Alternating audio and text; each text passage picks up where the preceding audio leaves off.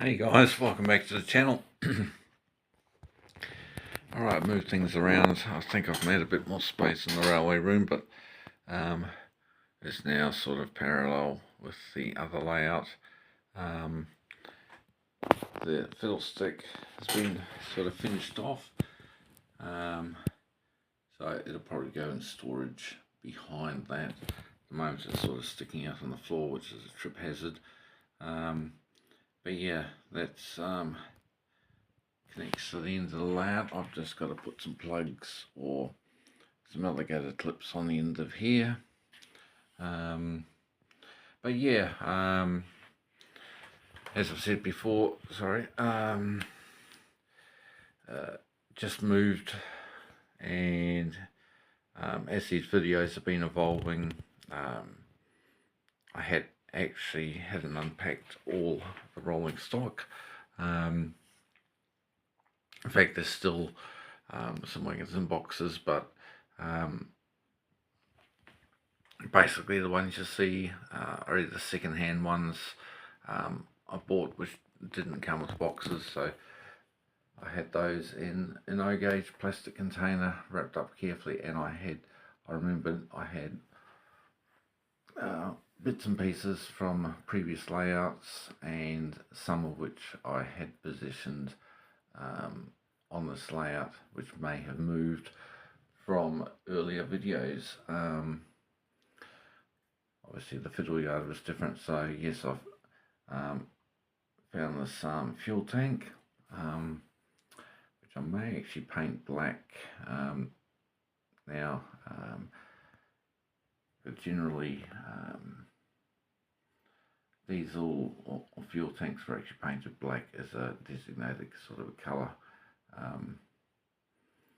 So I'll look into doing that in the near future. Found this little brick building, which it hasn't been glued down. Just got to finish highlighting the bricks a bit more, but that'll be the pump house. I'm going to add some hoses and that, which go to the tanks for filling up, but I'm thinking that looks quite good. Found some 3D printed barrels, which I had before, and this is a container which I bought from AliExpress or Temu. I think it's actually 1 to 50, not 1 to 43, so it's probably a tiny bit small. But yeah, looks good there for the time being. Went through and found an old Parkside wagon kit, which never ran well, just plastic wheels and everything. I thought, yeah, that'll look good as a scrapped old wagon and in the foreground here. So yeah, I've just been pulling out a few other things, bits and pieces like the skip bin, the wheels, some more barrels, 44-gallon drums, sorry. And of course I've unpacked the 05, so you'll see probably maybe at the beginning or the end of this video, or a separate video, I'll show you it running, but I've just been doing some testing, finished wiring that additional track which pulls up there near the Tees wagon shed. But yeah, most of these bits are still loose, should say unglued down, so a little, there's some super glue there. Sorry guys, camera's out of the way, I just moved that. So yeah, a little tip I've learned over the years is sit down, place bits and pieces around the layout and just sort of see how they look. Don't be too rushed to actually fix them down. Obviously when you're doing scenery you keep everything fairly random, but have a think about how things would be placed in the real world. You know, don't just put things on the layout for the sake of it, within reason. Sort of place things prototypically, and also just see what looks good too. So just put things in various spots, have a look, so you're happy.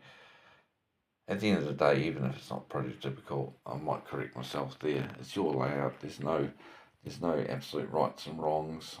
It's your layout to run, build and keep, so don't let anyone tell you anything otherwise. But yeah, if you're trying to, like this layout here, T's Wagon, is based on T's Yard in the UK, loosely. I'll superimpose a couple of pictures on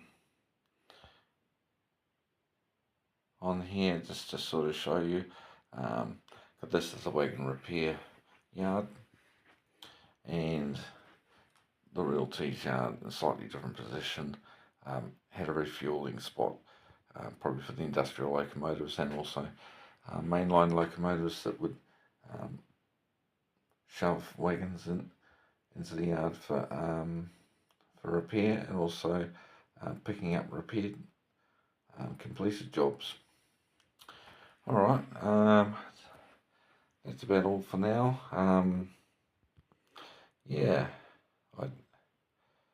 I had heavily focused on my HO for a while.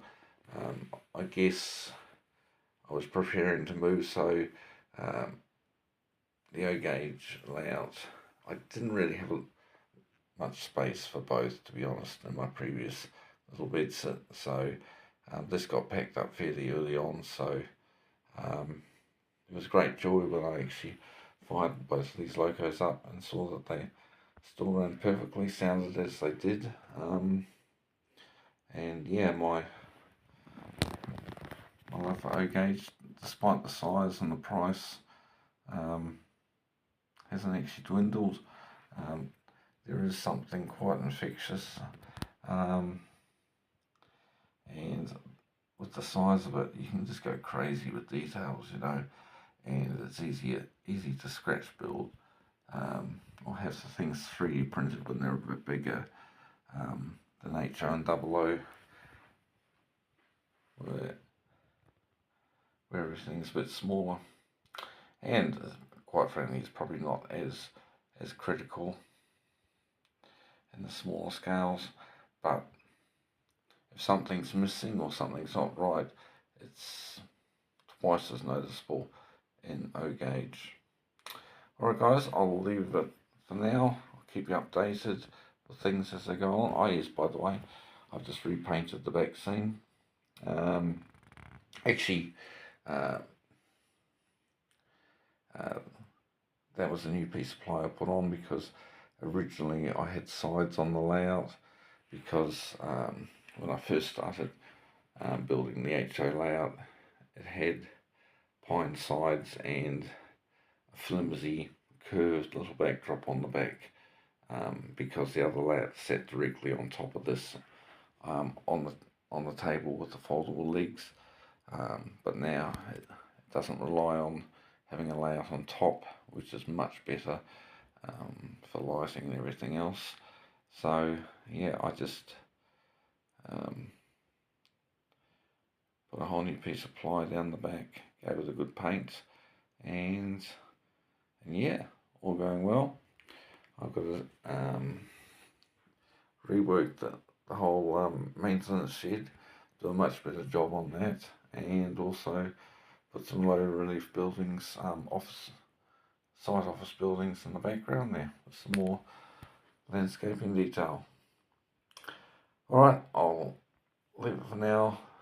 Don't forget to like, subscribe and share. Liking is very important with the algorithm to help me get more views and more people following the channel. So where possible, don't forget to share my videos and comment, and I'll do my best to get back to you. Happy modelling, stay safe till next time.